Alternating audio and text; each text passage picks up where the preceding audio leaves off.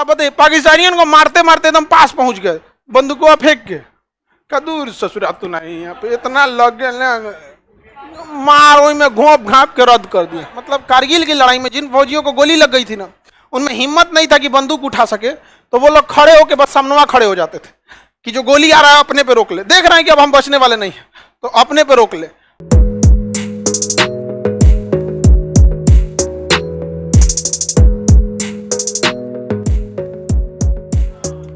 Nuclear शक्ति बनने की कगार पर है कौन देश? ईरान।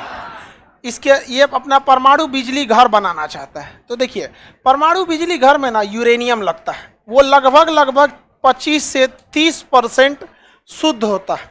यूरेनियम के शुद्धता को प्यूरिफिकेशन नहीं कहके बल्कि इनरिचमेंट कहते हैं। तो मतलब वही है यूरेनियम की शुद्धता। तो लगभग 25 से 30% यूरेनियम, अगर शुद्ध यूरेनियम रहेगा ना, तो ही आप उससे क्या बना सकते हैं? बिजली बना सकते हैं। यूरेनियम जो जमीन से निकलता है वो शुद्ध नहीं होता है। जमीन से लोहा निकलता है मट्टी की तरह, जैसे बालू होता है ना, बालू वैसे तो लोहा निकलता है पत्थर को तर की तरह से, और उसमें पूरा ईंटा देखे, जोतल खेत देखे हैं, उस टाइप से निकलता है, इतना छोटा छोटा उसमें लोहा ढेला निकलता है। तो उसको तो बहुत लंबे प्रोसेस से जाके बनाना पड़ता है। उसी तरह यूरेनियम निकलता है तो उसे इनरिच करना पड़ता है।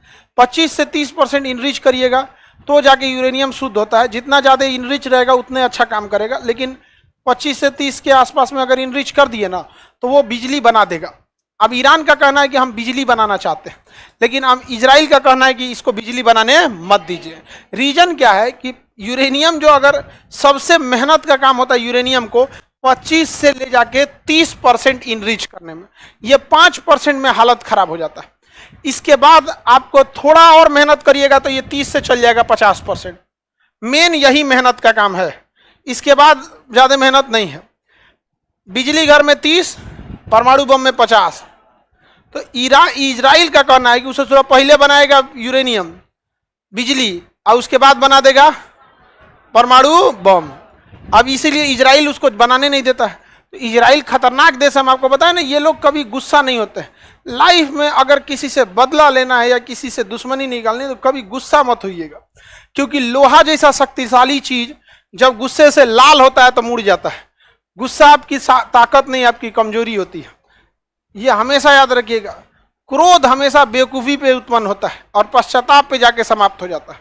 हर गुस्से की शुरुआत बेवकूफ़ी से और खत्म होगा तो पछतावे, पैसा नहीं करना चाहिए था।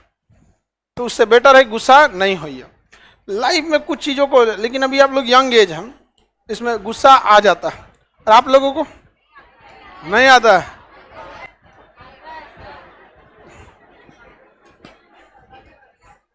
लड़की जब करी हमको गुस्से नहीं आता।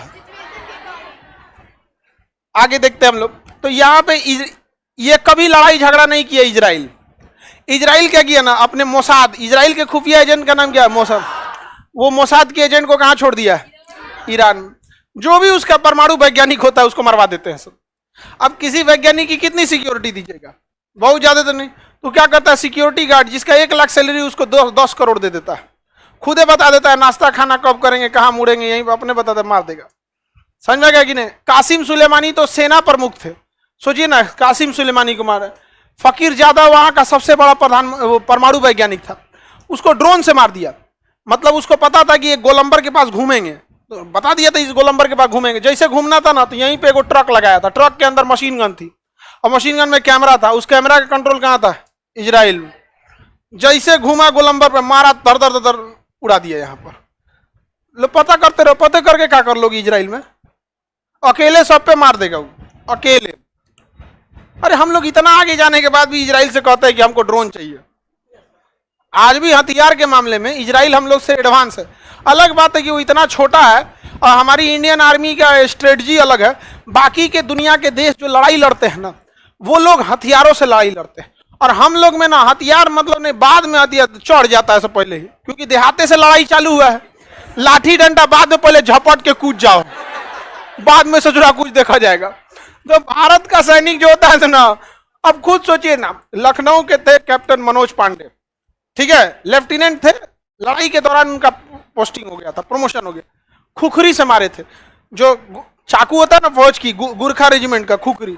अब बताइए, पाकिस्तानियों को मारते मारते एकदम पास पहुंच गए, बंदूकों फेंक के, कदूर ससुरा तू नहीं, यहाँ पे इतना लग गया मार, वही में घोंप घाप के रद्द कर दिया। रीजन समझिए, आपको ये मजाक लगेगा लेकिन ये बहुत बड़ी स्ट्रेटजी है। मारेंगे ना चाकू से तो एक मरेगा और 100 ठो का हिम्मत मर जाएगा।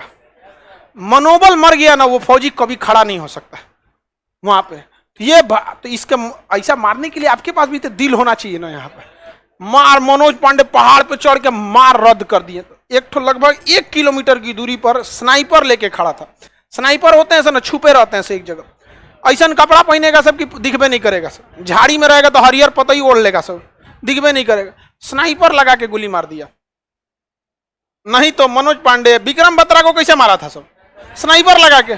तो पाकिस्तानियों को पता है कि बाप से सामने नहीं लड़ सकते। समझ में आ गया कि नहीं? छुप के मारना चाहिए। समझ में आ गया कि नहीं? लेकिन फिर भी बाप तो बाप होता है। तो अलग बात है कि इजराइल बहुत एडवांस है, लेकिन जब भारत से लड़ने आएगा तो तुम्हारा मशीन गन रहले रह जाएगा। यहाँ पे तुम गोली चलाते रह जाओगे।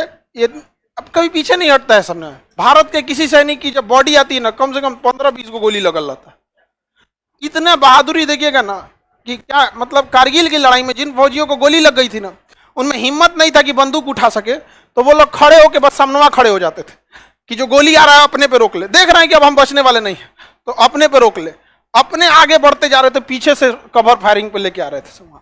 तो वो अब इजराइल को पता है कि इस सब में उतना हिम्मतों नहीं है उतना मारधार करने का। इजराइल इन लोग का पूरी तरह से धो देता है। और इन लोगों अमेरिका ऊपर से सिया सुन्नी लड़ा के रखा है कि तुम ये है वो है। यहाँ पे समझा कि नहीं? धार्मिक चीजें, धर्म सबके लिए होना चाहिए, लेकिन धर्म का कंट्रोल पढ़े लिखे लोगों के पास होना चाहिए। लेकिन आप देखिएगा जहां कहीं भी आप लड़ाई झगड़ा मार धार देखिएगा ना धर्म को लेके, तो आप एक चीज गहराई से देखिएगा कि उस धर्म को मानने वाले बहुत लोग हैं, लेकिन अगर धर्म अनपढ़ों के कंट्रोल में चला गया ना तो मार होना फिक्स है। तो यही हो जाता है। यहाँ पे ये सब लड़ाई कर दिया। यहाँ इजराइल क्या करता है? बढ़िया से धोता है। ईरान परेशान है अपने उसको परमाणु वैज्ञानिकों को लेकर, कहता है कि तुम बनाओ ना, हम मारिए देंगे तुमको। समझ में आएगी नहीं क्या? कुवैत एकदम छोटा है, उसके बारे में पढ़ना कौन चाहिए? कुवैत पेट्रोलियम के लिए है और इसके ऊपर कौन मारा था? इराक। इराक तो जानबूझ के अमेरिका चढ़ा दिया किसको? कुवैत को। कुवैत को भी ले गया अमेरिका, इराक को भी ले गया, सीरिया को भी ले गया। अभी नंबर किसका लगा है? हाँ, ईरान का नंबर लगा है। भारत को इस हर हाल में ईरान के साथ आके खड़ा होना चाहिए, क्योंकि ईरान चौपट होगा ना तो फिर हम लोग के लिए बहुत दिक्कत हो जाएगा। फिर अफगानिस्तान चलिए गया हम लोग के हाथ से, ईरान अगर चल गया तो अब इधर जाइएगा कैसे? क्योंकि इराक तो सेफ ही नहीं है, मारधार चल रहा है। अफगानिस्तान सेफ नहीं है, पाकिस्तान जाने नहीं देगा। तो मिडिल ईस्ट में घुसने का या सेंट्रल एशिया में घुसने का यही एक रास्ता है। कौन? ईरान। तो भारत को भी इस पर सोचना चाहिए, एग्रेसिव नीति अपनानी चाहिए। तो हम लोग के यहाँ तो हमारा पूरा शासन मशरूमों के हाथ में है, उन सबों को कुछ आता जाता है नहीं। ये देश कौन हो गया? ईरान। ईरान के सबसे बड़ा खतरा ईरान किसके लिए? इजराइल को अगर मिडिल ईस्ट में कोई टक्कर दे सकता है ना तो ईरान और पाकिस्तान, यही दो ठो दे सकते हैं सब। अब पाकिस्तान जो है देश नहीं मानता है। लड़ाई के टाइम पे ना पाकिस्तान के पास एटॉमिक पावर है, समझ में आया? तो एटॉमिक पावर बहुत बड़ा गेम चेंजर साबित हो जाता है। और दूसरा है कि हम ही लोग का ना बेटा है, बाप का गुण तो रहेगा ही ना यहाँ पर। समझ में आ गया कि नहीं आ गया? अलग बात है कि हम लोग से नहीं लड़े, लेकिन है तो भारतीय माँ का न संतान। तो भारत माँ हमेशा शेर जन्म दी है, तो कुछ ना कुछ तो असर पड़ता है। और दूसरा, इसके पास असर पड़े ना पड़े परमाणु बम है, तो थोड़ा सा वो गेम चेंजर साबित हो जाता है कि अगर वो गिरेगा तबाही करेगा। और इसके पास मिसाइल भी है उस टाइप तक पहुंचाने के लिए वहां पे। तो बर्बाद हो जाएगा पाकिस्तान। देखिए, इजराइल के लिए 2 खतरा है सब, अब बाकी ये सब खतरा किसी काम का नहीं। इजराइल इनको खतरा मानता ही नहीं, कहता है खतरा तुम हमला करोगे तो तुम अपने पैर पे कुल्हाड़ी नहीं मार रहे हो, कुल्हाड़ी पे जाके पैर मार रहे हो। 6 दिन में 6 देश को हरा दिया, 1 हफ्ता में 6 को देश को हरा दिया। बड़ी मार मारे थे। तो आज ले हिम्मत नहीं इन लोग का मारने का। तो इसके लिए एगो खतरा कौन है? पाकिस्तान, एगो ईरान। इजराइल का कहना है ईरान को हम खुद निपटेंगे अमेरिका के साथ मिलकर। अमेरिका डायरेक्ट प्रतिबंध लगा देता है कि तुम पेट्रोल कोई खरीदेगा, अगर कोई ईरान से पेट्रोल खरीद लेता है ना तो अमेरिका उस पर बम मार देता है, उसको कैसे ना कैसे मिलकर फंसा देता है। भारत ईरान से पेट्रोल खरीदता है तो वो कहता है कि कैसे काय खरीद रहे हो, कर आप ही दे दीजिए सस्ता, हम खरीद लेंगे आप ही से। तो भारत की विदेश नीति बहुत सही है, तुम मरो हमको मतलब नहीं है, हम किसी के दोस्त नहीं है, ना ही किसी से दुश्मनी है। ये कहता है कि ईरान को तो हम खुद से निपटेंगे, वैज्ञानिकों को मोसाद से मार के। पाकिस्तान के लिए किसको आगे कर देता है? इंडिया को। इंडिया को कर देता है। यहाँ पे इंडिया को हथियार देगा, पाकिस्तान क्या हो जाएगा? निपट जाएगा। लेकिन आप इस गलतफहमी में मत रहिएगा, ये कभी पाकिस्तान को मरने नहीं देंगे, कभी मरने नहीं देंगे। सभी अमेरिका वाले आपको हथियार उतना ही देंगे कि आप इन्हें बर्बाद कर सके, कभी वो हथियार नहीं देंगे जो आप इसे हमेशा के लिए मार सके। उनका टारगेट यही है कि इनको लड़ाओ, फिर 10 समझौता करा दो, फिर आगे बढ़ो। यहाँ पे 20 साल बाद फिर हथियार लोगा। एकरा एगो बेचेगा राफेल, फ्रांस हम लोग को बेचेगा राफेल, तो अमेरिका बेचेगा F-16, ब्रिटेन बेचेगा जगुआर, तू बेचेगा चिनूक। लो लड़ो लड़ो, कभी खत्म होगा नहीं। इस गलतफहमी में मत रहिएगा, सब टैक्टिस है। आई सब नेतवन को तो पता रहता नहीं है, मशरूमों को पता रहता है सब। ये तो इतना अलगे है सभी सब। इस सबको पोखरण में रख के एक वो विस्फोट करना चाहिए। आगे देखते हैं। देखिए ये जगह कौन है? सीरिया। सीरिया का शासक बशर अल असद किसके फेवर में थे? रूस। तो अमेरिका यहाँ विद्रोहियों को हथियार दे दिया था, आपको बता ही दिए थे यहाँ पे। तो रूस ने कैस्पियन सागर से मिसाइल मारा था, पूरा हथियार का डिपो उड़ गया। जहां गोदाम बनाए थे तो ना गोदाम उड़ा दिया। यहाँ कहां से मारा था? कैस्पियन सागर से। कहां से मारा था? कैस्पियन सागर से मारा था।